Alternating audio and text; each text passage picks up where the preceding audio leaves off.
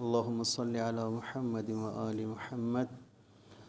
اما بعد قال الله تعالى في كتاب الحكيم وهو قوله الحق. بسم الله الرحمن الرحيم. ألم تر إلى الذين بدلوا نعمة الله كفرا وأحلوا قومهم دار البوار. مسجد میں تشریف فرما تمام مؤمنین کی صحت و سلامتی کے لیے ایک مرتبہ صلوات پڑھیں. محمد و آل محمد صلوات. اللہم صلی اللہ.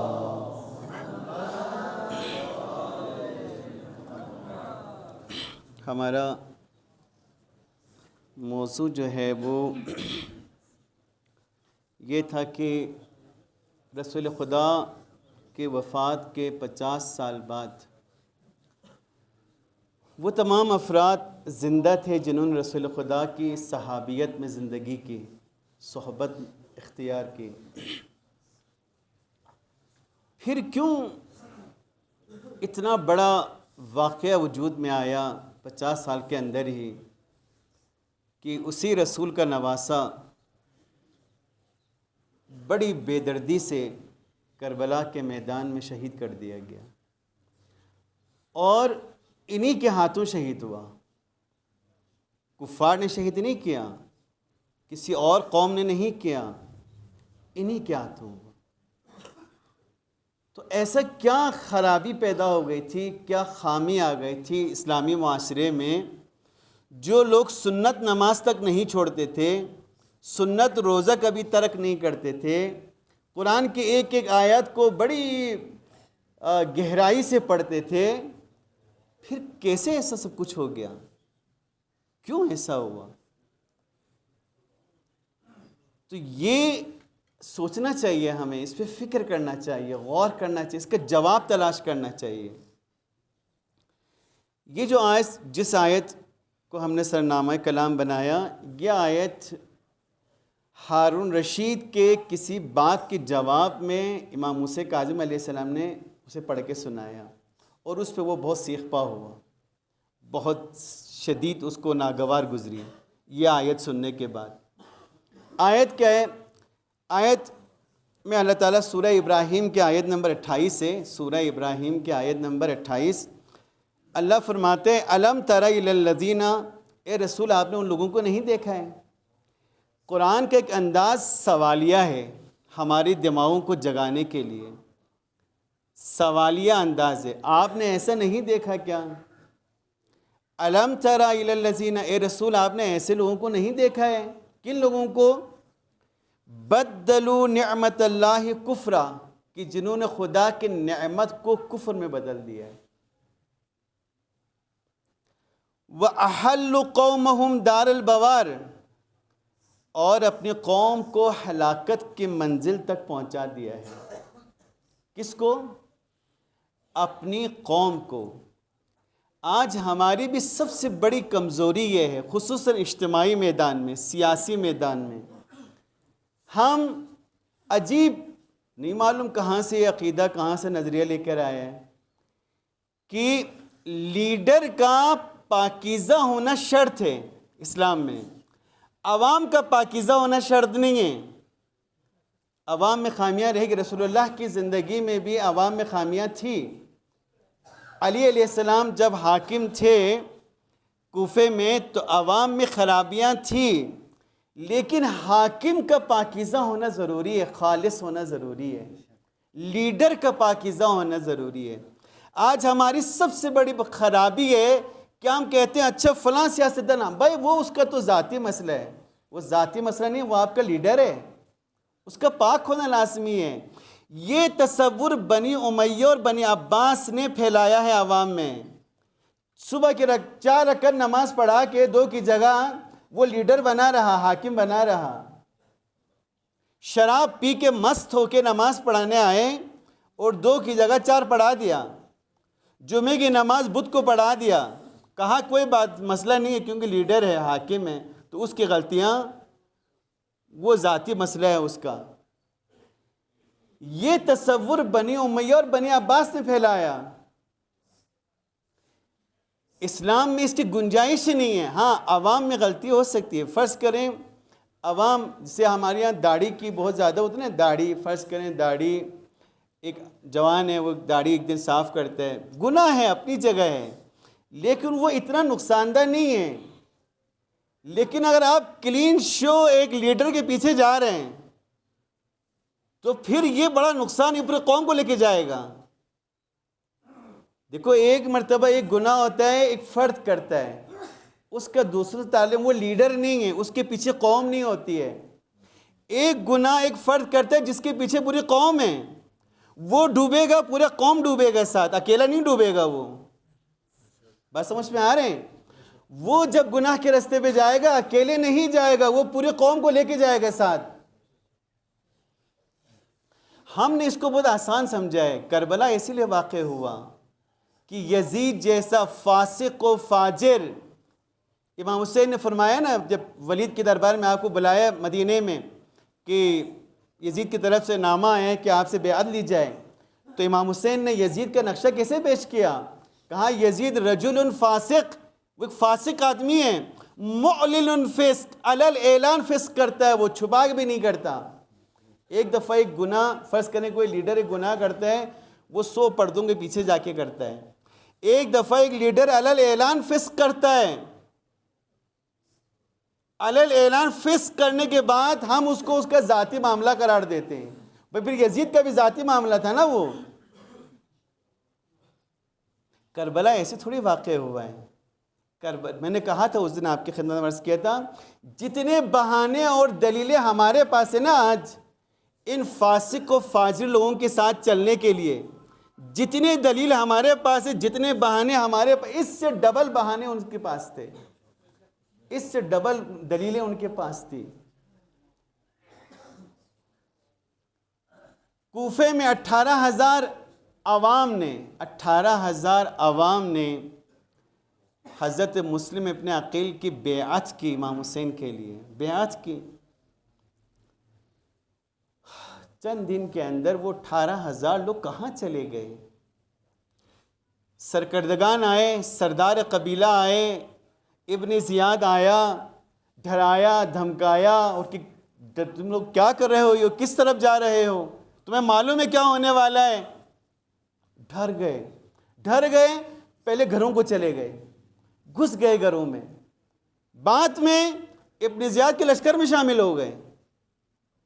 پہلے گھروں کو گھسے، بعد میں ابن زیاد کے لشکر میں شامل ہو کے طوعہ مومنہ جس نے حضرت مسلم کو پناہ دی تھی ان کے گھر کا محاصرہ کیا۔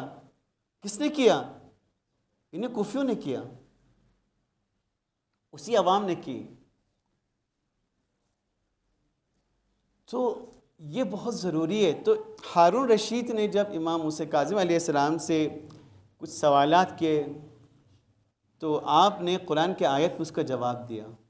تو خصوصاً یہ آیت سن کے وہ بہت سیکھ پاؤ کہ وہ سمجھ گئے کس کے لیے بول رہے ہیں، کس نے خدا کی نعمت کو کفر سے بدلا ہے، کس نے خدا کی نعمت کو کفر سے بدلا ہے، وہ سمجھ گئے، یہ مجھے سنایا جا رہا ہے۔ امام نے فرمایا کیا تم نے ان لوگوں کو نہیں دیکھا جنہوں نے اللہ کی نعمت کو کفران نعمت میں تبدیل کر دیا؟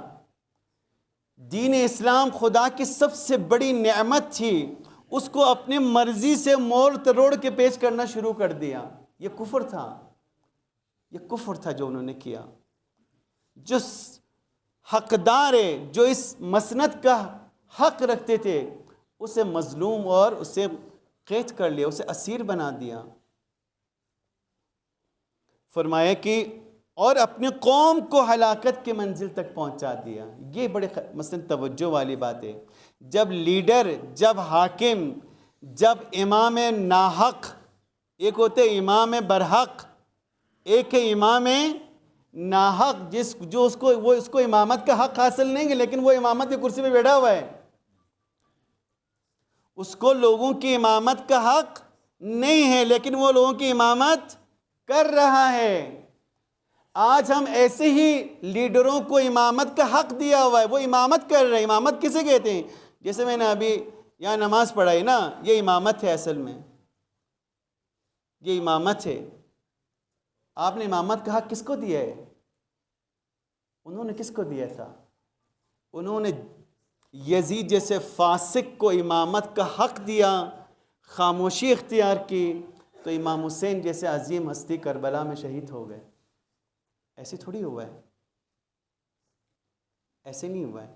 بس کل آپ کی خدمت میں عرض کیا تھا کہ عوام انسانی معاشرے میں 3 گروہ پائے جاتے ہیں، 3 گروہ پائے جاتے ہیں۔ ایک عام ہے، عوام، جو ہر چیخنے چلانے والے کے پیچھے چلے جاتے ہیں۔ جیسے کہ ہم اگر اپنے معاشرے میں نظر ڈالیں تو اکثریت عوام کی ہے، جو اصلاً دیکھتے نہیں ہیں کہ ہم کس کے پیچھے جا رہے ہیں، سوچتے ہی نہیں ہیں، فکر ہی نہیں کرتے، اس کا نتیجہ کیا نکلے گا یہ بھی نہیں سوچتے۔ بس ہمیں اس عام سے نکل کے خاص گروہ میں شامل ہونا ہے۔ جب تک آپ خاص گروہ میں شامل نہیں ہوں گے، آپ دیکھیں کوفے کے اندر بھی یہ 3 گروہ موجود تھے۔ ایک عوام تھی جو جمع ہو گئی پھر غائب ہو گئی۔ دوسرے 2 خواص تھے، خواص حق اور خواص باطل۔ خواص باطل اپنی جگہ، خواص حق کی جو کوفے میں موجود تھے اس کے بھی 2 گروہ ہو گئے، 2 گروہ۔ ایک نے اپنی جان قربان کرنے کے لیے تیار رہے، یہاں تک کہ کربلا میں پہنچ کر اپنی جان قربان بھی کیا۔ حبیب ابن مظاہر، مسلم بن اوس، تقریباً 30 افراد کوفے سے پہنچے کربلا میں، سب کچھ چھوڑا، اپنی دنیا چھوڑی، اپنا کاروبار چھوڑا، اپنا گھر چھوڑا، اپنے بچے چھوڑے، سب کچھ چھوڑ دیا۔ کچھ خواص اور بھی تھے جو حق کو پہچانتے تھے لیکن مصلحت کی چادر اوڑھ کے چپ بیٹھ گئے، اور اس کو دیکھ کر بہت سے لوگ چپ بیٹھ گئے، جن میں سے ایک سلیمان بن سرد خزائی ہے، جو کوفے کا فقیہ تھا شیعوں کا۔ کہا ابھی ہم تلوار نہیں کھینچ سکتے، حالت بہت خراب ہے۔ بعد میں توابین کے نام سے 4000 افراد کو لے کر نکلے، غسل کیا، کفن پہنے، قسم کھائی گھر واپس نہیں جائیں گے، اور اپنی گناہ کا کفارہ ادا کر دیا۔ لیکن گناہ کتنا بڑا تھا کہ جب اٹھنا چاہیے تھا اس وقت خاموش رہے، یعنی کہ مصلحت کے شکار ہو گئے، مفاد کے شکار ہو گئے، اپنی جان خطرے میں دیکھا۔ یہ تو بعد میں جب اسیر پہنچے کوفے میں، جناب زینب سلام اللہ علیہا کے خطبات نے ان کی ضمیروں کو جگایا، پھر سمجھ گئے ہم نے کتنی بڑی غلطی کی ہے، کتنی بڑی کوتاہی ہوئی ہم سے۔ تو لہٰذا شعبان المعظم کے مہینے میں ضروری ہے تبرک، عید، نعرے بازی، منقبت، تقاریر، وہ سب اپنی جگہ، یہ رسمیں ہیں، یہ چلتی رہے گی، قائم رہے گا، اور رہنا بھی چاہیے، ان کے اپنی ایک حصہ ہے، ایک جز ہے ہمارے معاشرے کا۔ لیکن اس میں آپ فکر کریں کہ آپ اس پورے مرحلے میں کدھر کھڑے ہیں، آپ کدھر کھڑے ہیں؟ ایسا تو نہیں کہ آپ امام حسین علیہ السلام کے جناب زینب سلام اللہ علیہ کے حضرت عباس کی جشن میں شرکت کر رہے ہیں اور عملاً باہر آ کے ایک فاسق و فاجر کی امامت میں بیٹھے ہوئے ہیں۔ پھر تو بہت مشکل ہے، پھر تو زندگی نہیں بدلے گی۔ پھر اسی کے ساتھ آپ 1000 خیال کریں کہ میں مومن ہوں، میں نمازی ہوں، میں روزہ دار ہوں، میں زوار ہوں، میں حاجی ہوں، میں عالم ہوں، کچھ نہیں ہوگا، کچھ نہیں۔ ہم اسی امام کے ساتھ چلے جائیں گے جو آیت کہتی ہے۔ ہارون رشید کے ساتھ بھی بہت سارے نمازی تھے، روزہ دار تھے، زوار تھے، زوار۔ صفوان جمال نے بس ایک چھوٹا سا اونٹ ہارون رشید کو کرائے پہ دیے تھے، اونٹ، ہارون رشید کو اپنے اونٹ حج پہ جانے کے لیے، وہ بھی تجارت کے لیے، حج پہ جانے کے لیے۔ امام جعفر صادق علیہ السلام نے، امام موسیٰ کاظم علیہ السلام نے اسے ناراضگی کا اظہار کیا کہ اسے آپ نے اونٹ کیوں کرایہ پہ دیا؟ تو کہا مولا میں نے کرائے پہ دیا اور حج کے لیے دیا وہ بھی. تو فرمایا کہ تمہارے دل میں اتنی تمنا تو ہے نا کہ یہ حج سے زندہ واپس پہنچ جائے, اس سفر سے زندہ واپس آ جائیں تاکہ تجھے کرایہ مل جائے, ورنہ واپس نہیں آئے گا تو کرایہ نہیں ملے گا. اتنا بھی کسی ظالم کے لیے, کسی فاسق کے لیے اتنا بھی دل میں گنجائش رکھنے کو امام علیہ السلام اس سے ناراض ہو جاتے ہیں, اس سے ناراض ہو جاتے ہیں. اس نے اپنے تمام اونٹ بیچ دیے, فروخت کر دیے. ہارون کو پتہ چلا کہ صفوان نے تمام اونٹ بیچ دیے, فروخت کر دیے. تو اس نے بلوایا اس کو, کتنے اونٹ کیوں بیچے؟ کہا بس بوڑھا ہو گیا ہوں, سنبھال نہیں سکتا, بچے اس کو دیکھتے نہیں ہیں, اس لیے میں نے فروخت کیا. ہارون نے کہا نہ, مجھے پتہ ہے تم نے کیوں بیچے. اگر میرا تیرا پرانا رفاقت نہیں ہوتا تو پھر میں تمہیں بتاتا کہ تم نے اونٹ کیوں بیچے, اور میں اس کی سزا بھی دیتا تجھے. پھر مجھے پتہ ہے تم نے اونٹ کیوں بیچے. وہ سمجھ گیا کہ صفوان نے اونٹ کیوں فروخت کر دیے. تو وہ کہاں اور ہم کہاں ہیں؟ ہم کیسے بدلیں گے؟ ہمارا معاشرہ کیسے بدلے گا؟ ہماری نسلیں بربادی سے کیسے بچیں گے؟ جو فیصلے آج ہم کریں گے وہی ہماری نسلوں کو ملے گا. آج آپ نے درست فیصلہ کیا, درست راہ اپنائی, تھوڑی سی قربانی دی, آنے والی نسلیں آباد ہوں گی. لیکن آج آپ نے چھوٹی سی مفاد کے خاطر غلط راہ اپنایا, غلط امامت میں زندگی گزاری, غلط لوگوں کو امام بنایا, تو پھر یقین رکھیں کہ ہمارے آنے والی نسلیں برباد ہوں گی, بلکہ اس کی بربادی کا آغاز ہو چکا ہے. کوئی نہیں روک سکتا اس کو, ہم اور آپ روک سکتے ہیں. ہم اور آپ اگر فیصلہ کریں, پہلے سمجھیں پھر فیصلہ کریں. جذبات میں کبھی بھی نہیں آنا چاہیے انسان کو, پہلے سمجھیں اور پھر فیصلہ کریں. تو اس مہینے میں غور کریں, ضرور غور کریں, سوال کو بار بار پوچھیں, تذکرہ کریں کہ کربلا کا واقعہ, اتنا بڑا واقعہ کیسے رونما ہوا, کہاں کہاں غلطیاں ہوئی, کس کس نے غلطی کی, تاکہ وہ غلطیاں آج ہم نہ کریں. دعا کرتے ہیں پروردگار کے بارگاہ میں. پروردگارہ, وہ دین جسے تو نے ہماری سعادت اور کمال کے لیے نازل کیا, سمجھ کر عمل کرنے کی توفیق عطا فرما. پروردگارہ, مومن مومنات جہاں کہیں پریشان حال کو پریشانی کو دور فرما. پروردگارہ, جو بیمار شفا کاملہ عطا فرما. پروردگارہ, ہمارے اس قلیل عبادت کے صدقے میں ہماری گناہان کبیرہ و صغیرہ کو معاف فرما. پروردگارہ, جو ہمارے درمیان جو صاحبان روزگار, ان کے روزگار میں استحکام عطا فرما. جو بے روزگار نے روزگار عطا فرما.